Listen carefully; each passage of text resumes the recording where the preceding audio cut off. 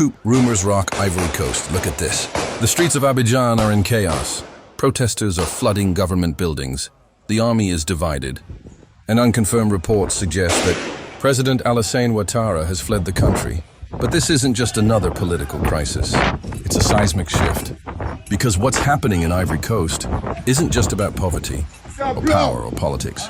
It's about the end of French hegemony in West Africa, the rise of American military influence, and the growing anger of a population that's had enough. Major breaking news. There is a coup going on in Ivory Coast. This is the best news that I woke up to. It's believed that the government, they have even cut off the internet people so that people will not be communicating with other people outside.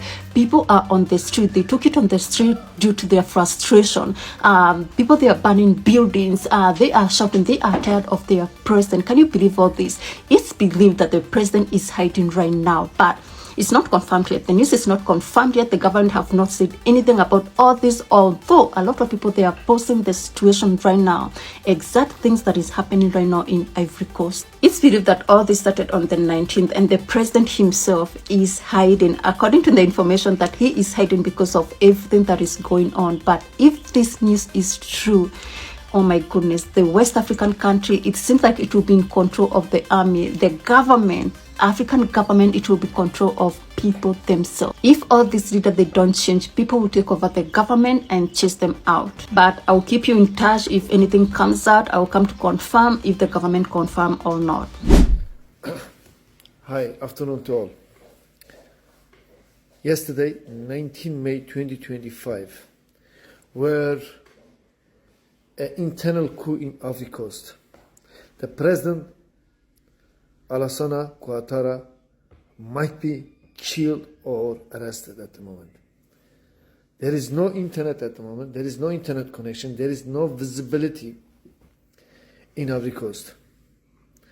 So we, as the South African Student Solidarity Movement, we are watching the circumstances very carefully, because Africa is the only country in Africa to give America a chance to come attack Burkina Faso. So we are watching Ivory Coast very closely right now. We are waiting the final results, see what happened in Ivory Coast. Let's break it all down. What led to this moment? What's at stake? And how it could reshape the balance of power on the African continent. Thousands of demonstrators have filled the streets, demanding the removal of President Alassane Ouattara, citing years of human rights abuses, corruption, and economic stagnation. But what sparked this sudden explosion? 3 key events in the past month have pushed the population over the edge. 1. Ouattara appointed his own brother as Minister of Defense, a move widely condemned as dynastic and authoritarian. 2. A secretive agreement was signed with the United States, specifically with U.S. General Michael Langley, to construct a U.S. drone base, the first in West Africa. 3. The president suddenly disappeared from public view. And now rumors are swirling. Has he fled to France? Morocco? No one knows for sure. But let's be clear, this isn't just a protest. It looks, smells, and feels like the early stages of a military coup. To understand why people are so angry, we have to rewind all the way back to Ivory Coast's colonial past. Ivory Coast gained independence from France in 1960, but in many ways it never really broke free. The French maintained military bases, economic leverage, and political influence, often backing strongmen who would serve Paris's interests. President Ouattara has long been seen as France's man in Abidjan. A former IMF official, he returned to Ivory Coast with Western backing and has ruled with an iron fist since 2011. He changed the constitution to stay in power, cracked down on opposition leaders, and allegedly ordered the detention and disappearance of political activists. For many Ivorians, it feels like colonialism never left. It just started wearing a suit and tie. Now let's talk about the other foreign power in the room, the United States. In a secretive meeting earlier this year, President Ouattara finalized an agreement with U.S. General Michael Langley, the commander of U.S. AFRICOM. The plan? Build a high-tech drone base in the northern part of Ivory Coast, aimed at counter-terrorism operations against jihadist groups in the Sahel.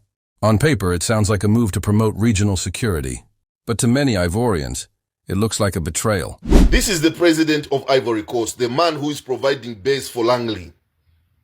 This man is providing base for Langley to prepare his strategy on how to attack Burkina Faso and destroy Ibrahim Traore. This is what we have been saying. Africa must get rid of leaders like this. Africa must get rid of leaders like this.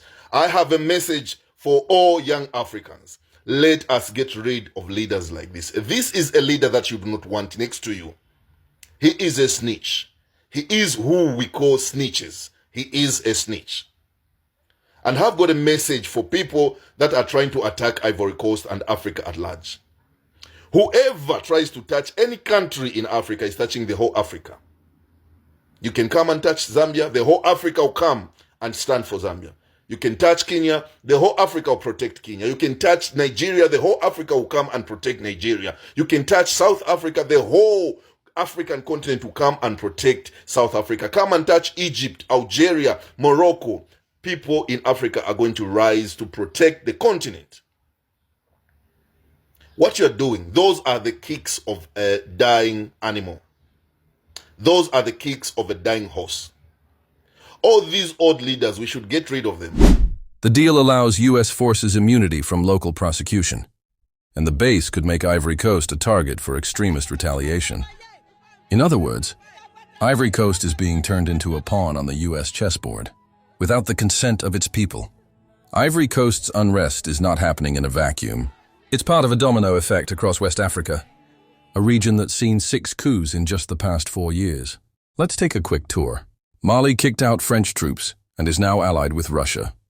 Burkina Faso experienced 2 coups in 1 year and is resisting Western pressure. Niger had its pro-Western president ousted by the military just last year.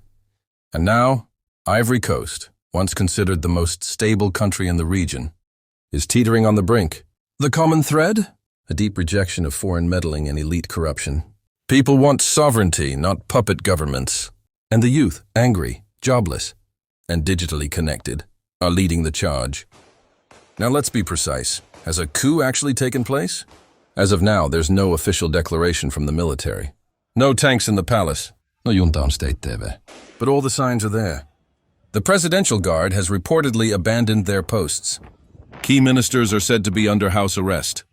The national broadcaster has gone off air in some regions, and local sources say military units are split, some loyal to Ouattara, others calling for his removal. This may be a slow-motion coup, or a popular uprising that morphs into one. Either way, it's a direct challenge to the French-American axis that has dominated Ivorian politics for years. The question now is, what happens next? Here are the 3 most likely scenarios. 1. The military intervenes and forms a transitional government. Following the playbook of Mali and Burkina Faso, 2. France and the U.S. attempt to restore Ouattara, either diplomatically or militarily, which could trigger wider unrest. 3. A new civilian-led movement emerges, demanding a true reset of Ivorian politics and foreign relations. Whichever way it goes, the outcome will reverberate far beyond Ivory Coast. This could determine whether France can still pull strings in Africa, whether the U.S. military foothold in West Africa survives, and whether the African youth revolution continues to gain momentum. Ivory Coast is at a crossroads, and so is the entire African continent. What we're seeing is not just a crisis, and it's a reckoning. A reckoning with neo-colonialism, with Western militarism, with domestic corruption, and with a system that has failed millions of people for far too long. Will the people of Ivory Coast reclaim their future? Will foreign powers back off or double down? And how will this moment be remembered in the history of African liberation? Only time will tell. But one thing's for sure, the world should be paying attention. Because when Africa rises, the world shakes. If you found this video informative, make sure to like, subscribe, and hit that bell icon for more deep dives into geopolitics from across the globe.